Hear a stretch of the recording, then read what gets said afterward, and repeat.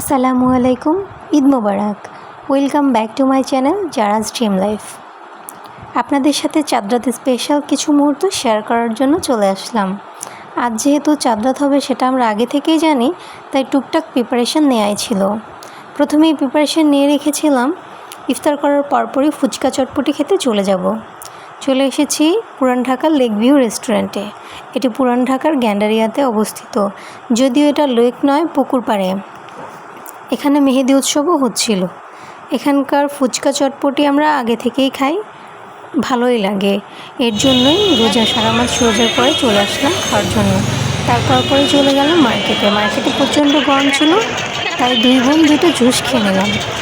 তারপরে ভেলপুরি দেখে খেতে ইচ্ছে করলো, নাগামরিচ দিয়ে ভেলপুরি নিয়ে নিচ্ছি।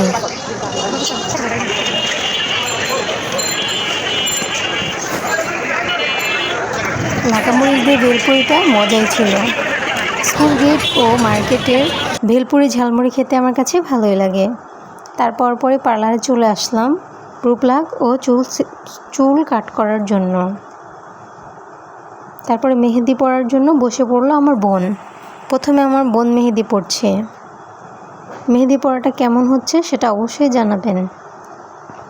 যেহেতু ঈদ, কম বেশি সবাই মেহেদি পরেছেন। কে হাতে মেহেদি পরেছেন সেটা কমেন্টে জানাবেন। শুরুতেই আমার বোন দুই হাতের উপরে মেহেদি পরে নিচ্ছে।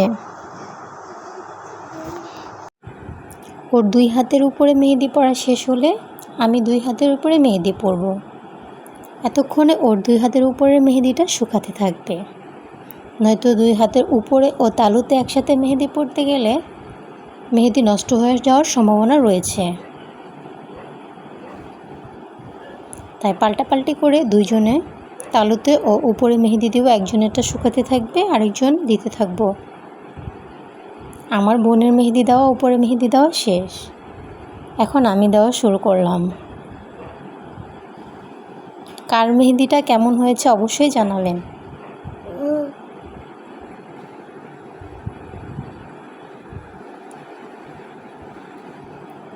আমার দুই হাতের উপরে মেহেদি পরাও এখন শেষ।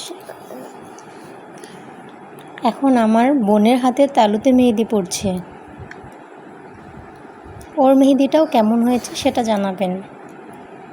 আমাদের দুইজনেরই মেহেদি পরা শেষ মোটামুটি। যেহেতু এটা অর্গানিক মেহেদি, অনেক সময় ধরে রাখতে হবে। বাসায় এসে আমরা ঈদের জন্য প্রস্তুতি নিয়ে নিলাম, পুডিং বানিয়ে ফেললাম একটা। যদি রেসিপির প্রয়োজন হয় কমেন্টে জানাবেন, রেসিপি দিয়ে দিব। পুডিংটা সুন্দর হয়েছে, ক্যারামেলটা খুবই সুন্দর হয়েছিল। পরের দিনের জন্য গরুর মাংস ম্যারিনেট করে রেখে দিলাম, যাতে ঈদের সকালে ঝামেলা না হয়। এটা গরুর মাংসের রেজালার জন্য ম্যারিনেট করে রাখছি। কারো রেসিপির প্রয়োজন হলে অবশ্যই জানাবেন। রোস্টের জন্য মুরগিগুলোও রেডি করে রাখছি, যাতে সকালে ঝামেলা না হয়। এতক্ষণ পাশে থাকার জন্য ধন্যবাদ। আসসালামু আলাইকুম, আল্লাহ হাফেজ।